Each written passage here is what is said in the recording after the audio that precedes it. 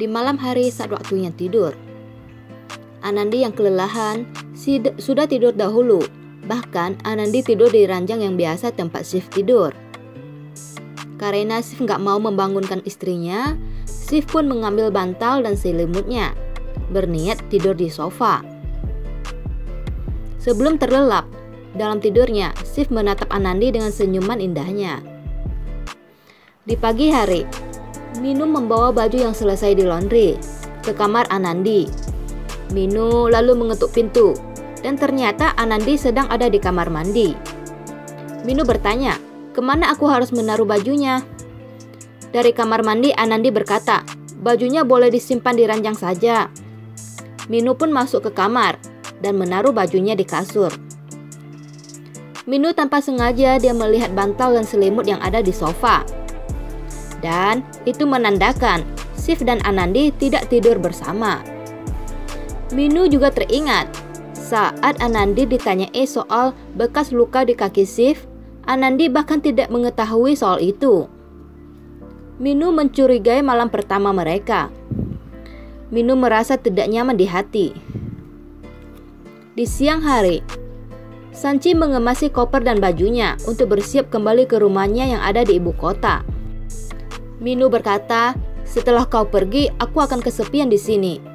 Kurasa aku akan pulang ke kota bersamamu. Sanchi sangat senang mendengarnya.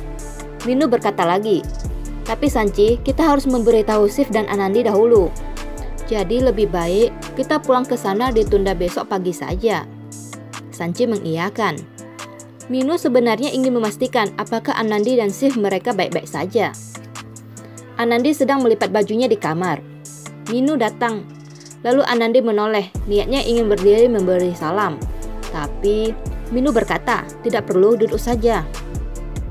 Minu melihat Anandi dan bertanya perlahan, Anandi, aku ingin menanyakan satu hal. Dan ini aku tanyai kau sebagai putriku, bukan menantuku. Anandi sedikit bingung dan menjawab iya. Apakah kau dan Shiv baik-baik saja? Anandi menjawab iya, kami baik-baik saja. Minu berkata lagi, apakah benar tidak ada masalah? Aku tahu ini sedikit sulit untuk dijawab karena menyangkut perihal suami istri. Apakah kau bahagia setelah pernikahan ini? Anandi sekarang mengerti kenapa Minu bertanya begitu. Anandi sekarang tahu kalau Minu sudah mengetahui malam pertama dia dan Shiv belum terjadi. Tetapi Anandi segera menjawab Minu, Bibi, aku sangat bahagia dengan pernikahan ini dan aku sangat yakin dengan diriku sendiri. Aku sangat bahagia karena sekarang aku mencintai Shiv. Anandi sontak kaget dengan jawabannya sendiri. Dia tidak menyangka dia menyatakan cinta bahkan tanpa dia sadari. Ibu Minu terasa lega mendengar jawaban Anandi. Dan dia tersenyum sambil berkata, semoga kalian berdua dijauhi masalah dan aku berharap kau dan Shiv akan selalu bahagia. Lalu Minu pun keluar dari kamar Anandi.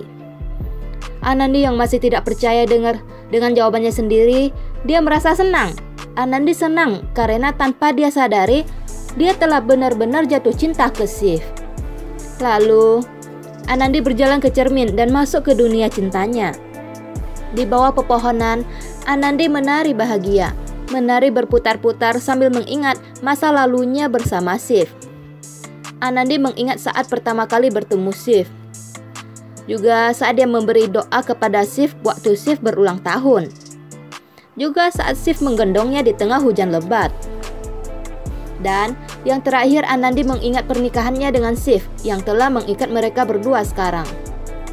Anandi benar-benar bahagia karena telah menyadari perasaannya. Dan sekarang hati Anandi tengah berbunga-bunga karena cinta. Lalu Anandi melihat di kejauhan Shiv datang menunggang kuda putih. Ya, Shiv datang ke arah Anandi bagaikan pangeran berkuda putih. Anandi senang dan senyuman tidak terlepas dari wajahnya. Pangeran Shiv lalu turun dari kuda dan mendekati Anandi. Anandi menatap Shiv dengan tatapan cinta dan dia memegang tangan Shiv sambil berkata, aku mencintaimu, Shiv. Tentu saja Shiv juga bahagia mendengarnya. Lalu Anandi memeluk suaminya. Begitupun sebaliknya, Shiv memeluk Anandi dengan sangat erat, seakan dunia milik berdua. Mereka mencintai satu sama lain sekarang.